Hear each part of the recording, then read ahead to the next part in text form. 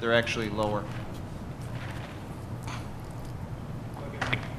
That's what the study that we're going to be doing is we're going to look at each position, because there may be some positions that were higher than market, some that are lower.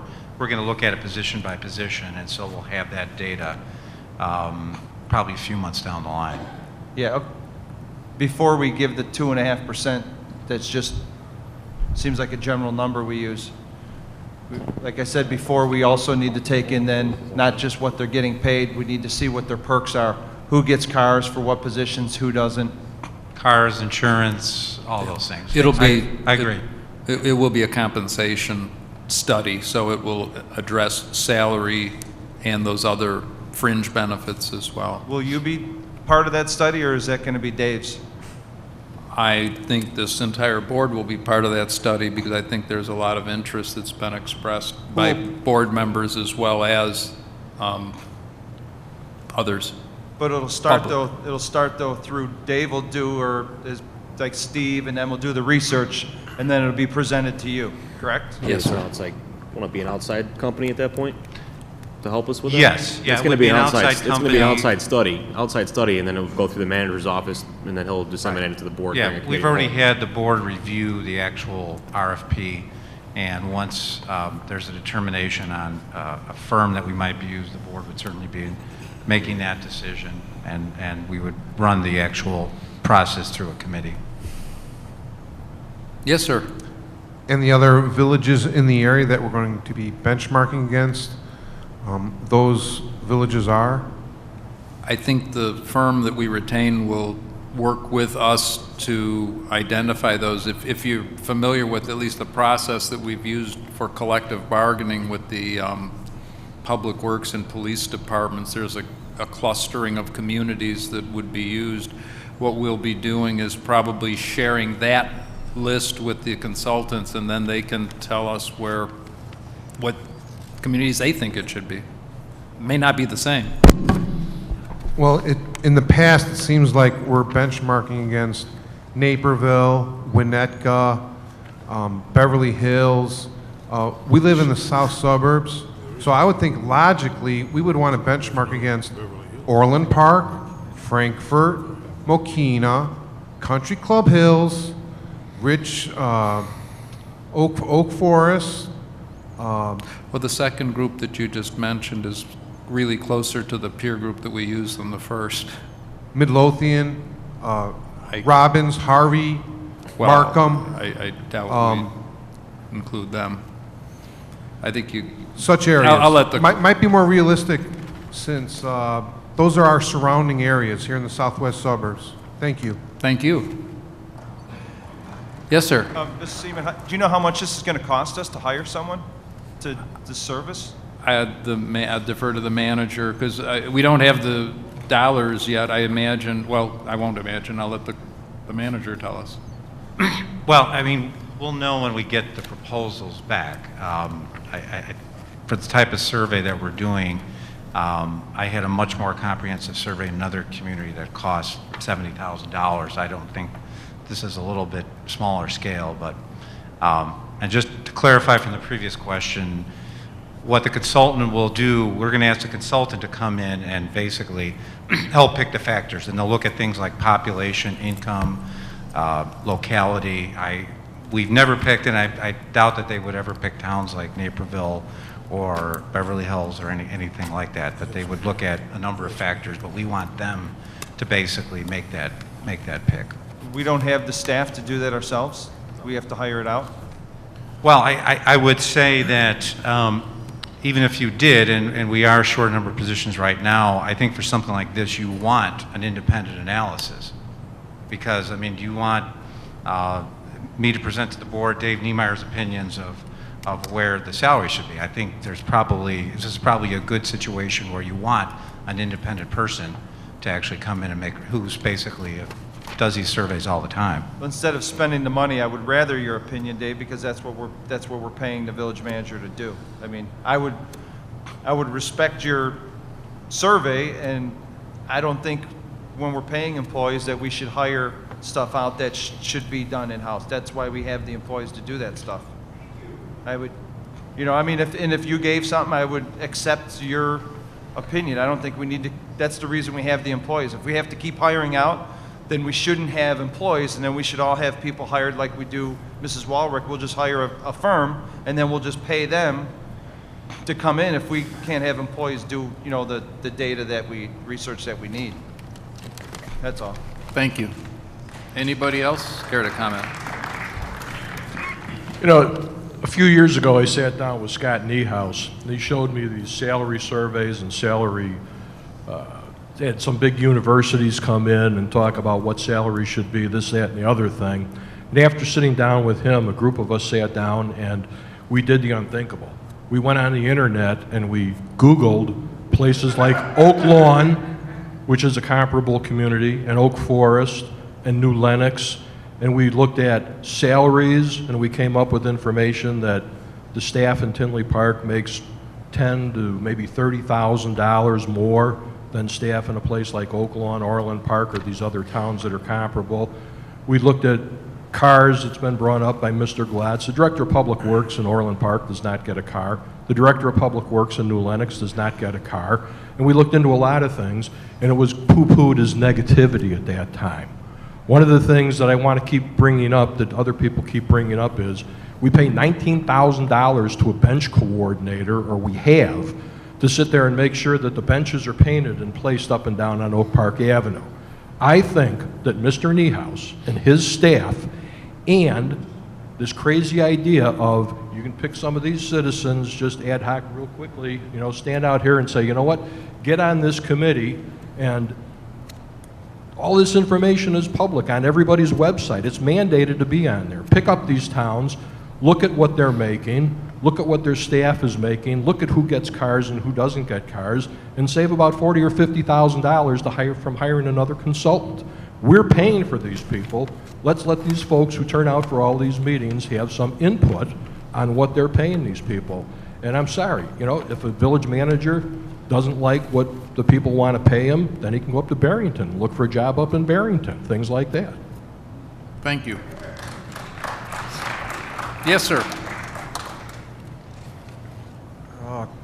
Question regarding your procedure for vetting this particular consultant.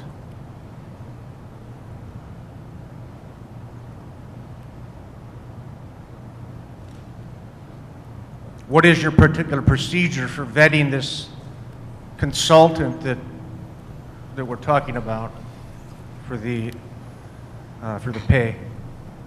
Well, we'll look at comparable work that they've done in other communities. I mean, that's certainly going to be one of the things we'll look at. We'll look at cost. We'll look at how quickly they can get the work done. Typical things that we would look at. Were you able to get, it just doesn't sound like you were able to get cost. We haven't started the process yet.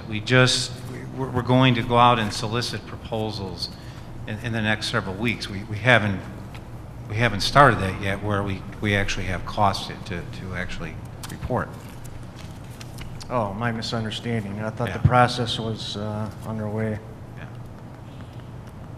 Okay, so comparable work done, Yeah. hourly cost? I'm sorry? Hourly cost?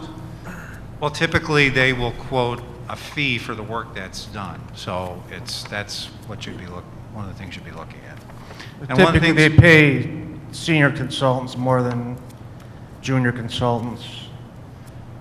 Or is this a firm that doesn't distinguish between senior and junior consultants? Well, again, we haven't got any proposals yet, so. Pardon? Well, in your experience in using consultants, What is my experience?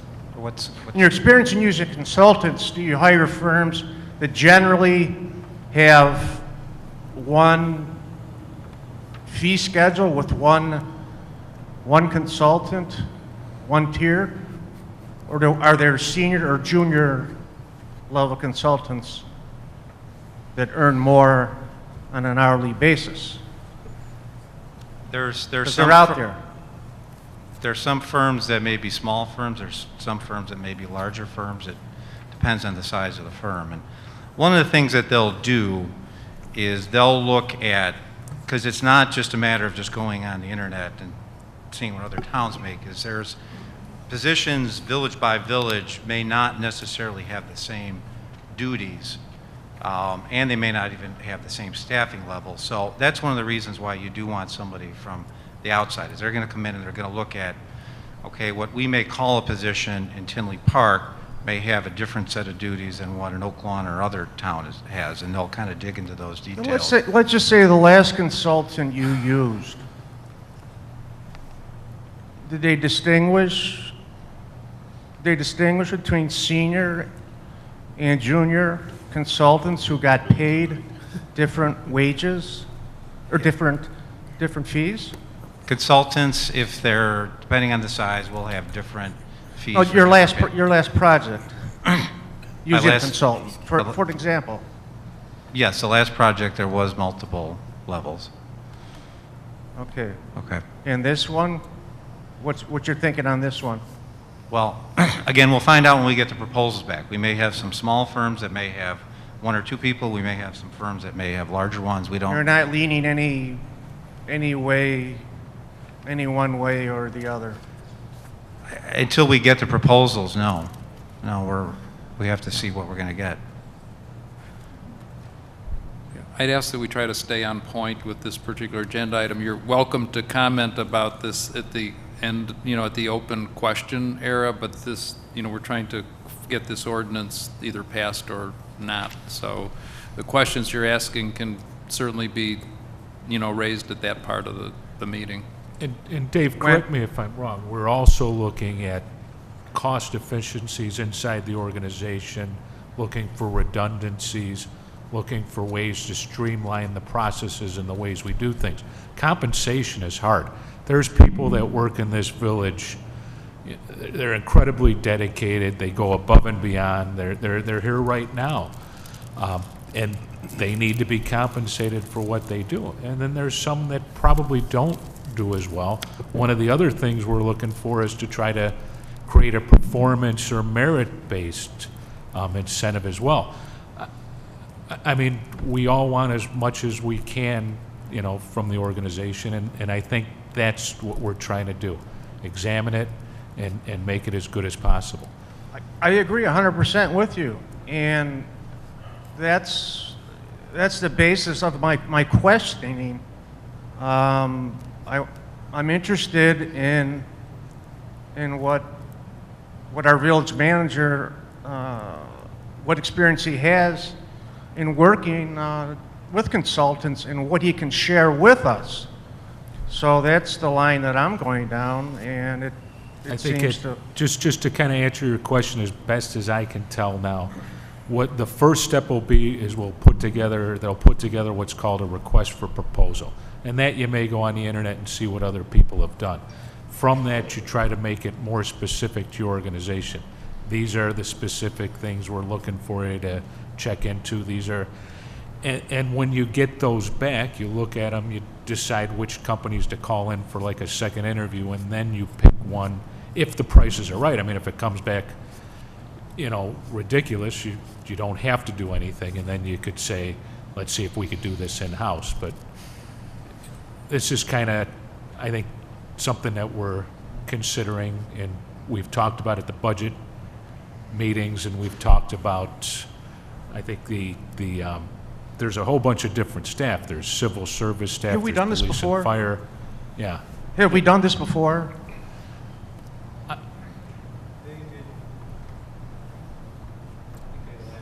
This, about 10 years ago. There's a lot of municipalities that will do this, frankly, every 2 or 3 years just to make sure that they're staying within the market. But I think the last time the village did it was about 10 years ago. Tinley Park did this about 10 years ago. They did a whole review, not only of the salaries, but the actual pay plan with NIU. I think that was like 2004 or 5. And last question, how about yourself? When's the last one you did? Last salary survey that I personally Last did. consultant you used to do a salary compensation overview. That Last was, year, 2 years That ago? was about 3 or 4 years ago. Thank you. Thank you. Yes, sir. I just have a quick question getting back to item 27, which is what we were discussing. Yes, sir. You had thrown out a number of 2.5%. I'm very curious to know, is that a flat 2.5% across the board, regardless of performance, regardless of any other factors, or is it a maximum of 2.5%? It's a 2.5% across the board for all non-union employees, which also matches what the Public Works Union is getting. So then what do you do for additional compensation for those employees who you highlighted before, those people who are here right now who have stepped up and really done an exemplary job versus the ones who are kind of coasting? My concern is if you do 2.5 across the board, you are now disincentivizing the individuals who are actually dedicated to making Tinley Park great again. Employees who are going through the village step plan are also eligible for an increase if they have a successful performance evaluation. Employees who are at the top of the pay plan can also get what's called a merit bonus. They're eligible for, not something we give out a lot, but there are other ways for people to earn merit But then in are the there- system. And I think what Trustee Panino was talking about is we want to look at it and see if there's ways that we can improve the merit portion of the system. I agree. I just wanted to know, performance appraisal wise, like my performance appraisal is due. My boss is not obligated to give me a raise and stuff. It's based entirely off of my performance. It's not a 2.5% right out of the gate. I don't have to do anything throughout the entire year. My concern is, are we going through the proper performance appraisal process where somebody can basically net even with their current salary? There is a performance appraisal system, and an employee who is going through the various steps in the plan is eligible for an additional increase. If they're at the top of their plan, they're not eligible for anything except for the 2.5, except they could get a one-time bonus, which we give a few every year. No, I was just curious. Thank you. Thank you. Yes, sir. All right, well, thanks for kind of making my point for me as to why I opposed you earlier. But since we're stuck with you for another year, let me I'm going ask to interrupt you right there, okay? I don't know what you do for a living, sir, but if people came to where you're employed and talked to you like this, I understand you feel you have a right to question. Sorry I'm burdening you, but, I'm going to have my piece here, okay? Really? So stop me all you want, but I'm going to Okay. have my say. Have your say, but it really doesn't matter to anybody sitting up here what you're going to say. Oh, I'm sure you don't care what I'm going to say, About but I'm an gonna- individual employee, because we've allowed you and some of the other people to work against and cause some of our other employees to leave the village, okay? Oh, so wait a minute, you're giving us credit? Thank you. Appreciate that. All right, now, if you're quite done, Mr. Niemeyer, do we not have interns that come in over the summer, perhaps, that I think they could handle this task and maybe save the village some money? We do have interns. Again, the type of work that the consultant is doing is it's not just going on the internet. It's basically looking at communities and comparing job descriptions versus job descriptions from community to community. And workload, and it's not necessarily a position in one town is going to be doing exactly the other, nor will necessarily the staffing levels be the same too. Well, So- I'm going to agree with Councilor Eberhard on the fact that, this is publicly available information. Yeah, there may be some discrepancies on some of the positions, but I think a lot of them are pretty much apples to apples comparison. I think you should allow the opportunity for interns to at least get first crack at it before you, which seems to be your default, go to consultants. Thank you. Any other questions on this particular one before we call the vote? Yes, ma'am. I have a question. When is this 2.5% increase going to kick in? I don't really understand. You're talking about 2016, 2017.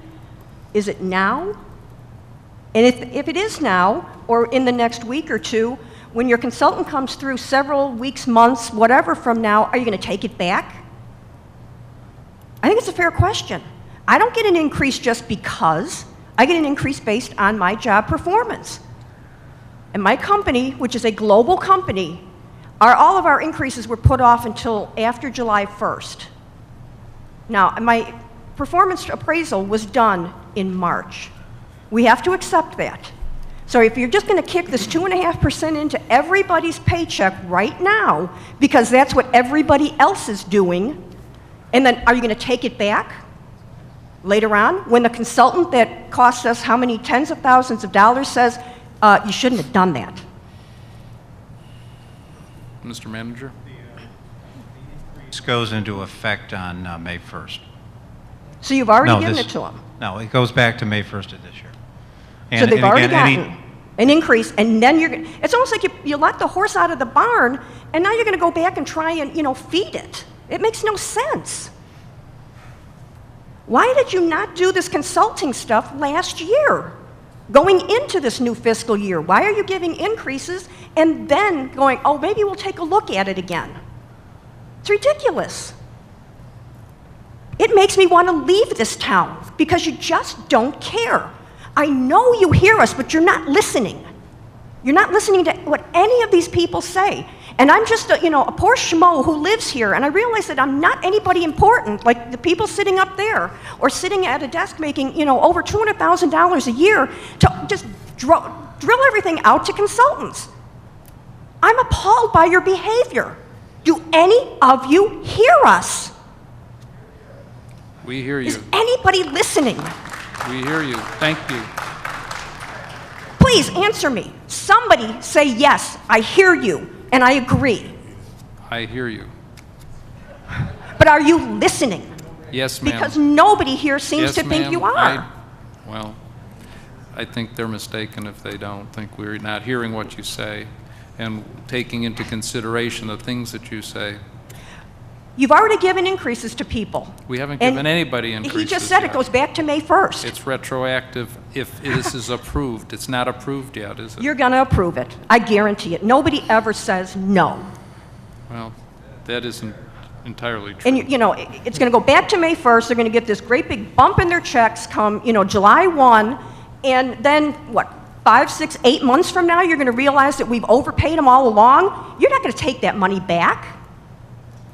It's ludicrous. It's ludicrous what you're doing with our tax dollars. And I can't continue to pay $8,000 on a 40-plus-year-old house anymore. And I get nothing at all in return. That's my opinion. And I think it's the opinion of a lot of people here. Well, we're sorry you feel that way. I'm sure you are. And now you can just tell me, thank you, and dismiss me. Thank you.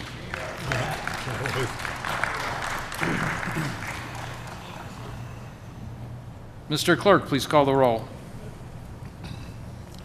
Item 27,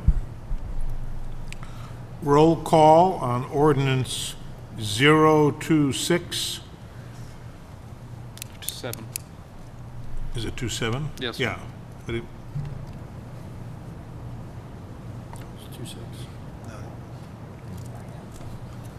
wait a second. It's item 27, Yes, sir. ordinance 027? 26. That's what, okay. Oh, I'm sorry. That's all right. There's enough numbers here. I'm not in the 2.5%.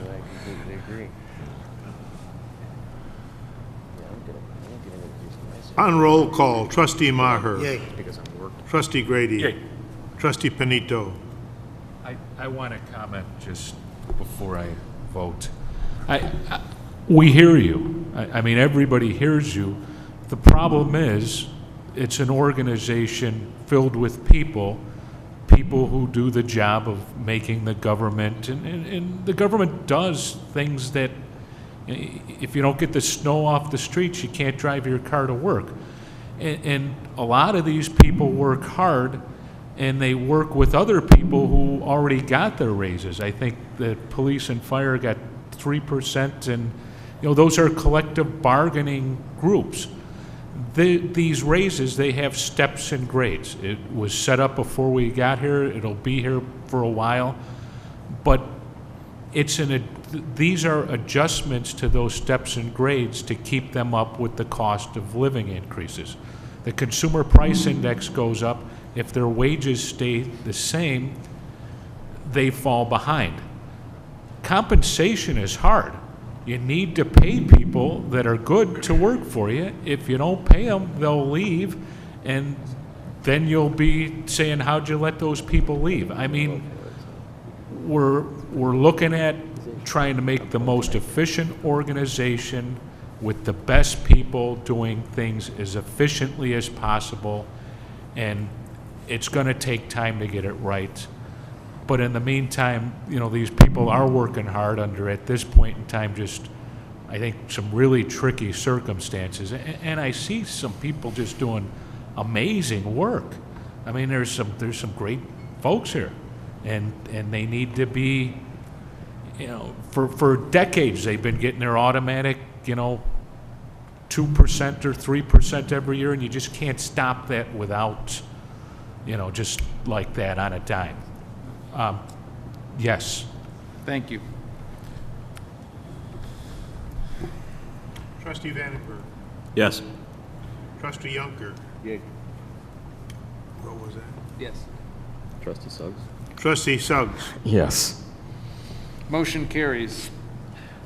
You know, let me just comment here because, believe me, I've heard loud and clear the comments people make about their property tax bill, and guess what? You're getting ready to get another one. You know, this is that time of year where by the time we meet next time, you'll have another tax bill, and you probably won't like it either. Because I know I won't like mine, all right? But I have to tell you that when you look at that tax bill, once again, the 10 to 12% is the village. The balance is all the other taxing bodies. I would hope there's as much interest in the other taxing bodies as there is in the village's piece of it. And I'm not suggesting that the other taxing bodies are taking advantage of situations either. It's just that there are many of these taxing bodies that are largely, if not solely, dependent on property tax. And you know, you look at your schools, they're 76 cents of every dollar that I pay. That's a big chunk. So, you know, and once again, this isn't a criticism of the schools.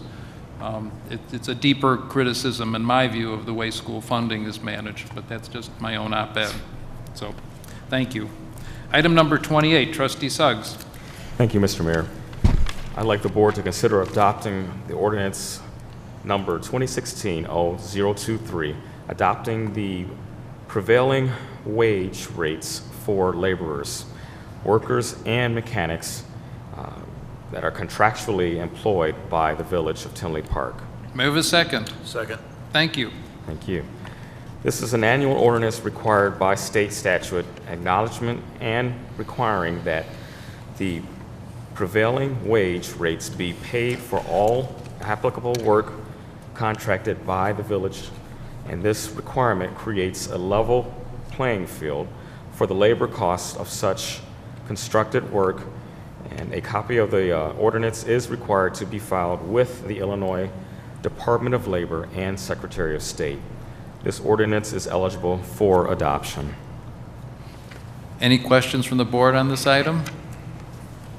Anybody from the public care to comment? Let the record reflect there were none, Mr. Clerk.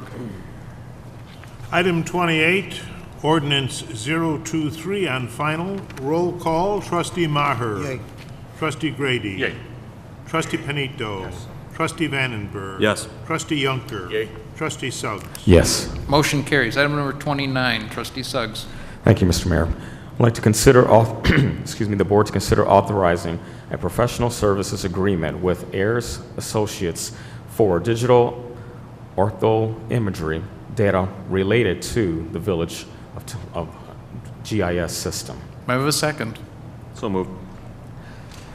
The proposed agreement with Ayers and Associates is for the continued development and update of the geographic information system.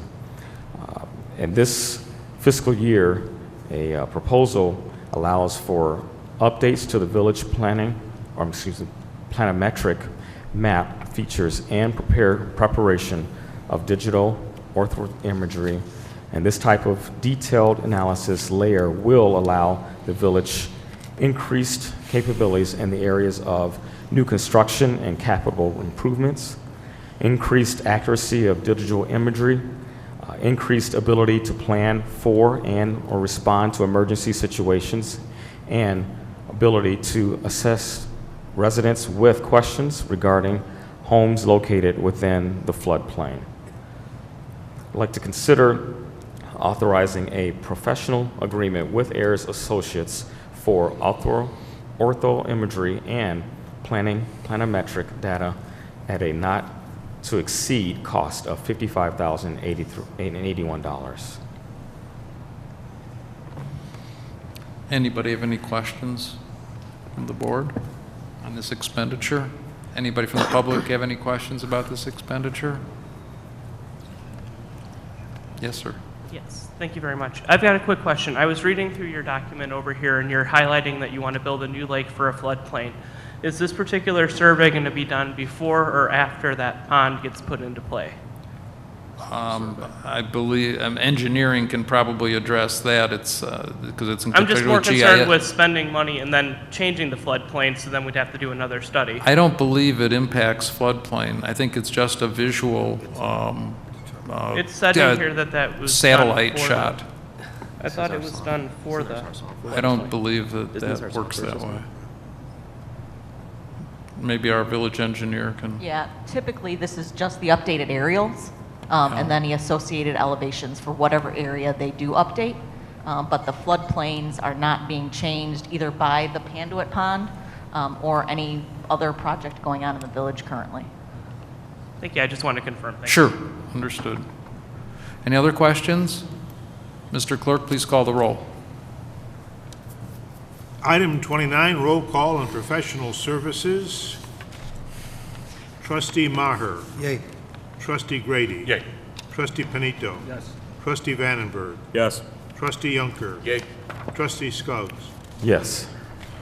Motion carries. Thank you. Item number 30, Trustee Suggs. Thank you, Mr. Mayor. I'd like the board to consider ordinance 2016-0046, amending Title III, Administration of the Tinley Park Village Code by adding a new Chapter 43 entitled Public Comment Policy. May we have a second? So moved. Thank you. The Illinois Attorney General has provided opinions that the Village of Tinley Park should adopt a public comment policy. This policy would be applied to all open meetings of the village. Highlights are as follows. Comments are limited to 4 minutes, and each person shall be allowed to speak only once. The chairperson, at his or her discretion, can extend the time period, allow the person to speak more than once, or request that they submit comments in writing to a village official. The total time allowed for public comments will generally be 45 minutes.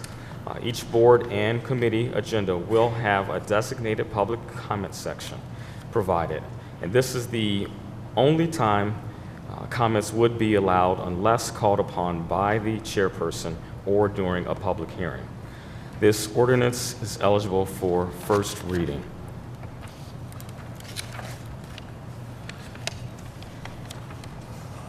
I'm going to, even though this is just first reading, I'm going to permit any public conversation or board discussion on this. Anybody from the board have any comment or question? Trustee Vandenberg seconded this. I did. Thank you. Yes, sir. What'd you say up there? I missed that. He was just looking for a second. Oh, Who no, seconded? you said Trustee Vandenberg. I didn't hear what you said. The clerk Seconded asked, the clerk motion. asked who seconded it, and I said I did. Thank you. One of the things I would suggest instead of the 4 minutes is instead of you having the option to allow more time, which I don't think you would allow me more time, I think it should be like a window, like maybe 5 to 8 minutes. And it's hard to put a time limit on it because if I ask Mr. Ray a question, I'm waiting. I will only handle the first 5 seconds and he'll take the rest of my time. We'll start talking about socks and ties but Here's what I would try to do, and I think this is the way to manage that is, for instance, if there is a question or series of questions, what I do is ask that you would ask them, because you've essentially got the floor, and then after that, in response to that, I would ask the various members of the board to respond, so it's not, impeding your capacity to question. That would be the way I would manage it. Could we put that in there then? Because without it, you could just say, sorry, these are the rules, you're done. I think we need to have some type of insurance policy for the people asking the questions, because there's nothing to stop you then from shutting me down. Here's the ironic thing, Mike. Up until we had some complaints filed with the state in regards to our open meetings violations, none of which were really substantiated, but nonetheless, we allowed for unlimited questions, okay? It says comment period only. We never stopped anybody. We tried to answer questions either to get the answer that night, but now that we were pressed into this, we had to come up with a set of rules. So what we did is we took a look. Everybody wants us to compare to other towns all over the place and what rules they had, and some of them limit it to 2 minutes as far as what your comments should be. So the give and take of the whole thing was we settled on 4 minutes. So to ask to go to 8 minutes, it doesn't do us a whole heck of a lot of good here, okay? So I think the majority of us, when we took a look at this, it's been tweaked a couple of times. We feel this is a fair and equitable way to get through a meeting in a reasonable amount of time. TJ, you brought up a very good point as far as you compared it to the other towns. We have to make sure, again, like I brought up earlier, let's take that response, use that for the wages also. But and I'll interrupt you there, but for many years I helped negotiate the police contract when I was the union president, and we did comparables, but we didn't do comparables with Beverly Hills. I don't know where that came from. Robbins, not really a good comparison, okay? So we did choose a lot when we chose Orland Park, and so just to give us a little bit of credit, if you would, we will choose those communities to compare. We're not going north of 55 to compare with anybody, Oak Brook or anybody up that way. that's great. Okay? Appreciate that. But go back to the minutes. I still don't think 4 is enough, and I think there should be something in there. If someone speaks first, and then 10 other people speak, and you mention something that you didn't mention in my question that I need to readdress you, I can't readdress you. There should be, let's say it's 6 minutes. Let's say you make it 6 minutes, the first initial time. Then you have to say something to make a rebuttal to whatever your answer was. You should have another additional 1 or 2 minutes to ask that rebuttal question. Well, and the rules do allow for any subsequent thoughts that might come into your head. It's at one time, I to thought. be written down. No, written down and presented. You'll get an answer, but it just isn't going to be the night you're looking for it. Yeah, but then it just keeps getting pushed off, and if we only have 45 minutes, no one's going to get to speak. You know what I'm saying? I understand your point. If we would get the answer the next meeting, TJ, I'd be fine with it. But usually we don't get an answer the next meeting. There's been questions I've asked for months, I still have not received an answer on. And unless I keep asking it, I'm not going to get it. Like I sent an email before, and actually Mr. Maher responded to me in regards to a question I had about staff, and he answered it. And I actually, after he gave me the email, I actually agreed with his answer. But other than that, you never bring it up again. It's sealed. So we have to keep addressing the issue, and no one will ever get an answer. That's not transparency if we can't speak. You know what I'm saying, or no? I do. Do you partially agree, or no? Some of the things that you keep bringing up, obviously you have a thing about the take-home car program and so forth. That is being looked at, but it's not going to happen overnight. Again, once we do the comparative studies with the other communities, we'll see what they allow. Someone mentioned that the manager in Orland Hills or Orland Park doesn't take a car home. Until we can look at those comparables, we have no way to answer that. So to give you an immediate answer on something like that isn't being forgotten. It just isn't something we can answer immediately. Yeah, I think we need to widen widen the windows on that. I think it's a little tight. And you're not going to, if you want transparency and you say that you're here for us, Mr. Mayor, how are we allowed to ask you questions if we can't? So if I come up here and then I hear these guys speak and I want to ask something again, I can't. So you really then don't want to hear my answer unless you're allowed a second rebuttal and cut the time in half the second time. That's not asking much.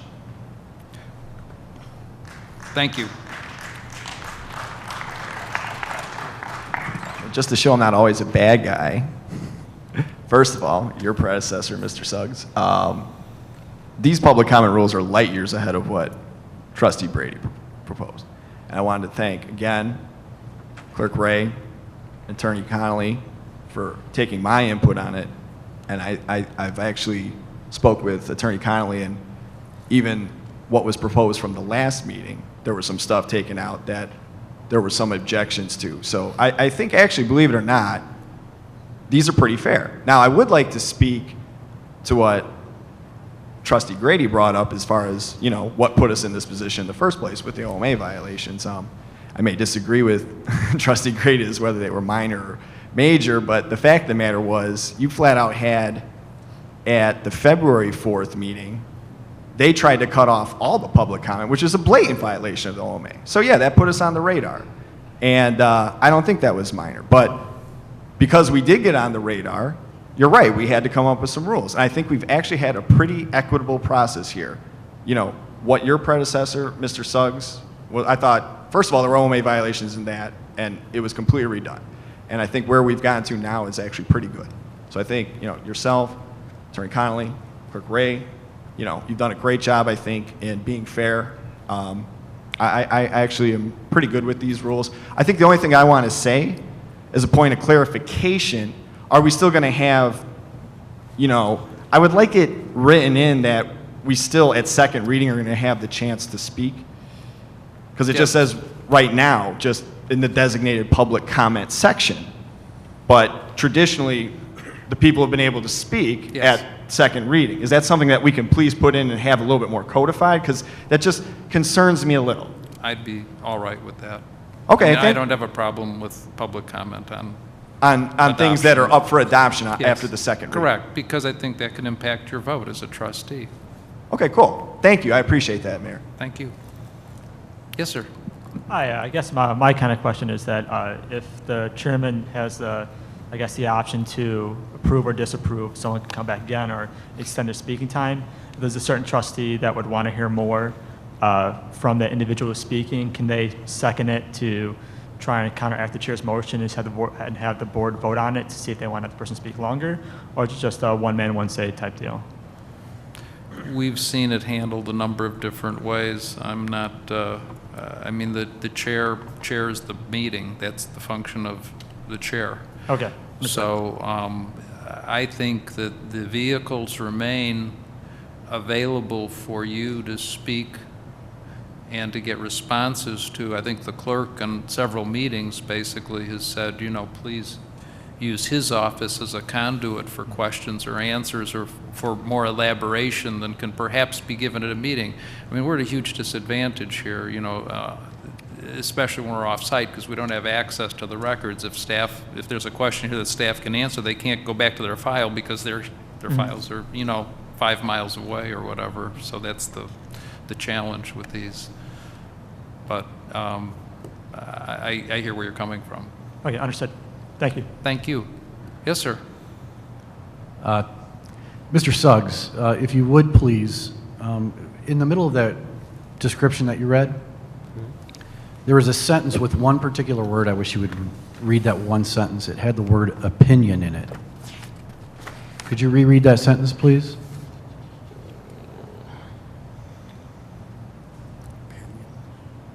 I'm not sure where that part's at. The Attorney General's opinion? Is that what you're talking about? Unless I misheard. I think it was like the second sentence when he was reading it. I'm sorry. The Illinois Attorney General has approved, has provided opinions that the Village of Tinley Park should adopt a public comment policy. Okay. With that particular wording in that ordinance, do we have case law or some sort of precedence that's already set and I think this goes to you. Counsel, I think it's a counsel question. Because there's a big difference in a legal sense of an opinion versus case law or precedence. So I'm asking for clarification. If there is precedence, then we should probably state that in here. Because if this is just an opinion, and we're putting opinions into ordinances, that opinion doesn't hold water legally.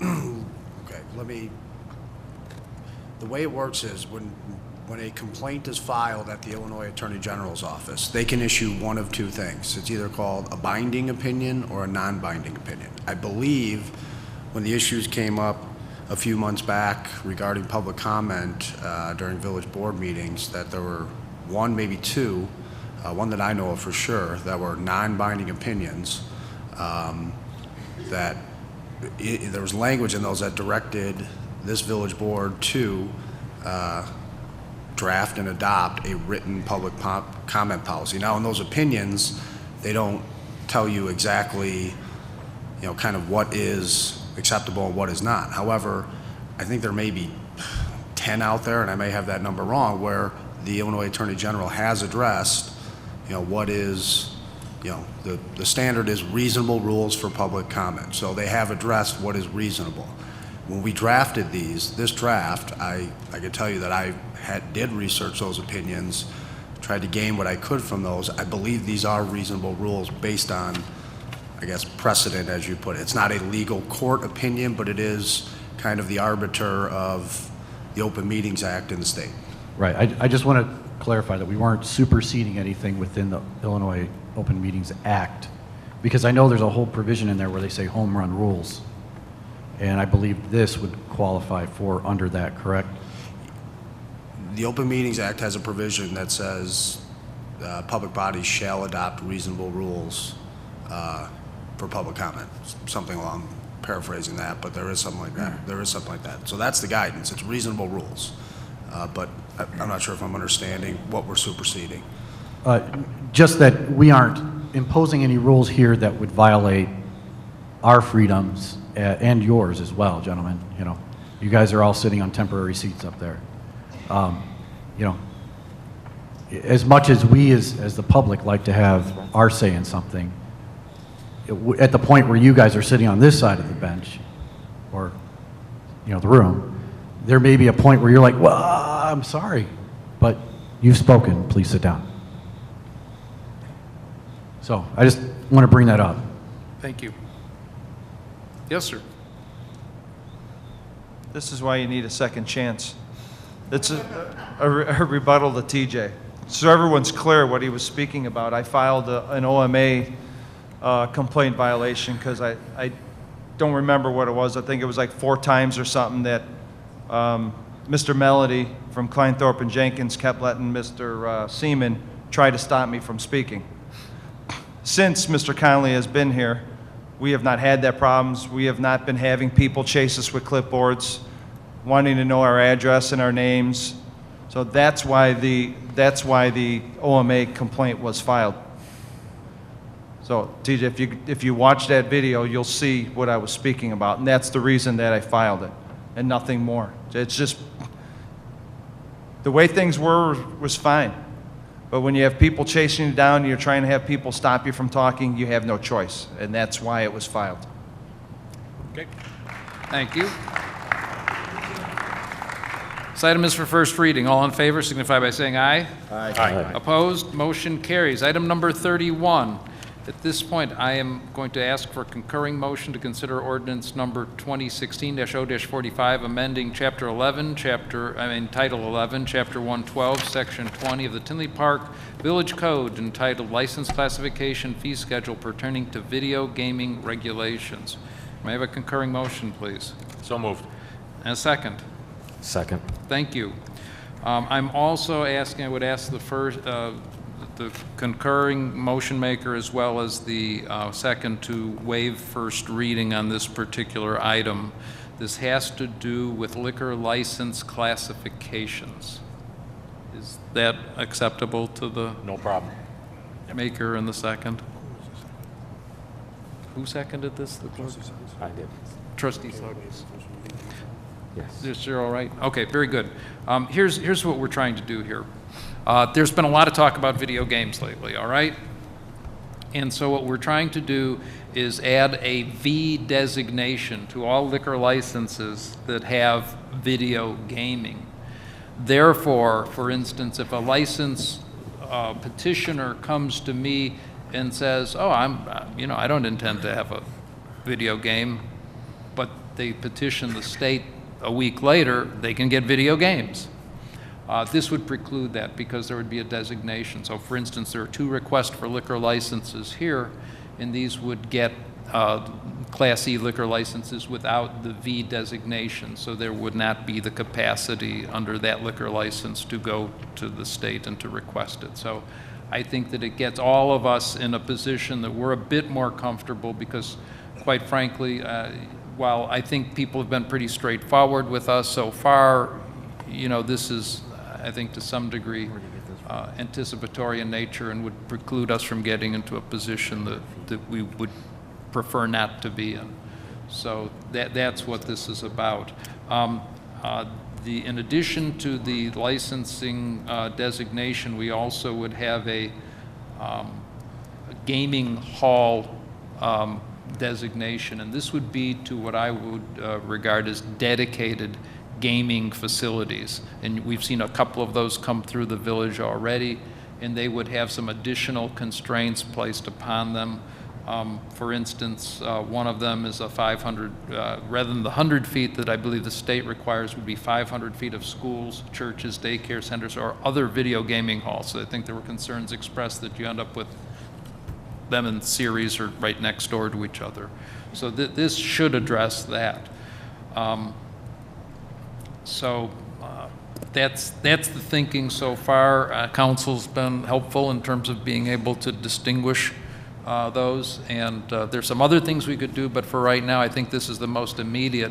One of the reasons why this is compelling, and I'm asking that there be a waiver of first reading, is we do not meet again until July 5th, and these liquor licenses are due July 1st. So I'd prefer that this be done so that we can issue those with the V restrictions in this next round of license renewals rather than wait for 6 months to do it. So that's the rationale and the reason why I've requested the waiver.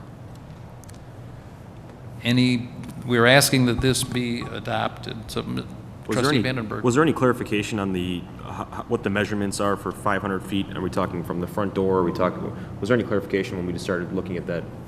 Yeah, I mean, it's up to us how we measure our own distances, not in this ordinance specifically.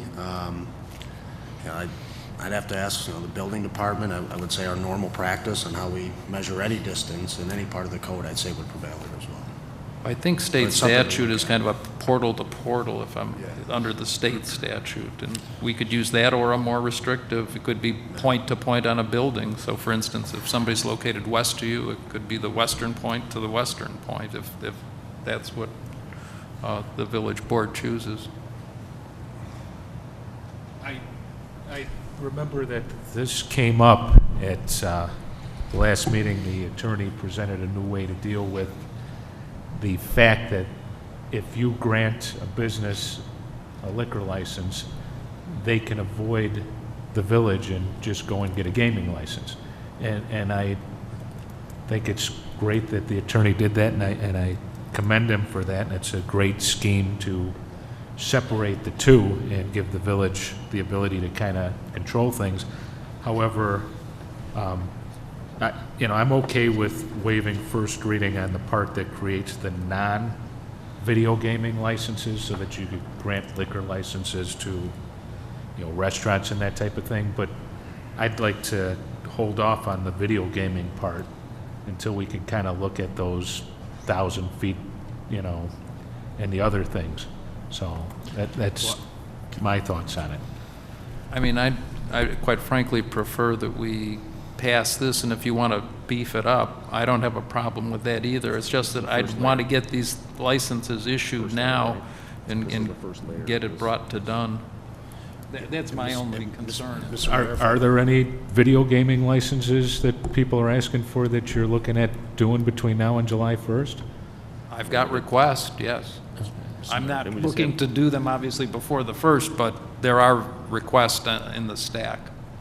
Mr. Mayor, if I could. Go ahead, Yeah, and- Counsel. And Trustee Panito, it would be, the way this ordinance is written, it's written as one. And we're changing the actual village code. I don't think we'd be able to pass one as a true ordinance tonight and kind of lop off that second point, but I think your point is well taken, and I know the mayor wants to continue looking at it. I think if we go with 500 feet and we can continue to look at it, we'll bring it, maybe keep it in the committee of the whole or whichever the appropriate committee, see how it's working. Do we need to define how we're measuring more? I think that's all things that we can keep on the top of the list. But as far as approving some of it and not the other of it, that won't be able to work for the way this ordinance is written. Okay, I take your point, and it is more restrictive than it was, and we could always revisit it later. Well, the other point, too, in this, to give the board members confidence, is that we would be, for instance, in these designations, if we had 12 e-licenses with video gamings, that would be the number that we would have. So anybody that has any liquor license right now would be dependent upon what their current state is as of this adoption date. So, well, I guess as of the 1st of July, but it's not going to change between now and then. So the notion is if we have 12 with video gaming, you'd have 12 V licenses. So that, I think, gets to the concerns that both you and we have had about that, which is the proliferation, and understanding that if there is to be another one, it has to go through a public process. It isn't a unilateral process of mine or anybody or staff. This would require conversation and public comment. As you know, the dedicated, the video gaming request we've asked to come to committee of the whole just so that there's conversation with the board. I think we're doing that just to keep this as open a discussion as possible. Could I just ask one more question before we move on? Pat, would this be binding on the successor license holders, or? Yeah, it's a great point. I was just going to raise that. So maybe successor is not the right word, but for everybody that has there's 3 things you need in the village to have video gaming. You need a local liquor license issued by the mayor and this board. You need the state video gaming license, and you need a village video gaming license. Anybody that has those 3, upon passage of this ordinance, they will not be required to reapply. Their normal renewal rules will apply. They will automatically be converted to the appropriate V classification. This is for new applicants coming in from this ordinance on. Was that kind of your question? So I guess, according to the business owners there. The change is when it's change of owner then, obviously. 'Cause all the right, normal the rules would all change, licenses, yes, correct. but if That's they what he's already, asking. yes. That's what he's asking, I think. Oh, yeah, if anybody needs a change going forward, all of the regular village, liquor code rules would apply to changes. This doesn't change that at all. Just for those existing businesses that already have those 3 types of license and have the machines in the business, they're not going to be required to come in and start anew with a, new V-class application. They'll have their normal renewal process, and they'll automatically be moved into the V-class. And as the mayor pointed out, the number on those V-classes will be capped as well, triggering this board's need to vote upon any request to raise that number.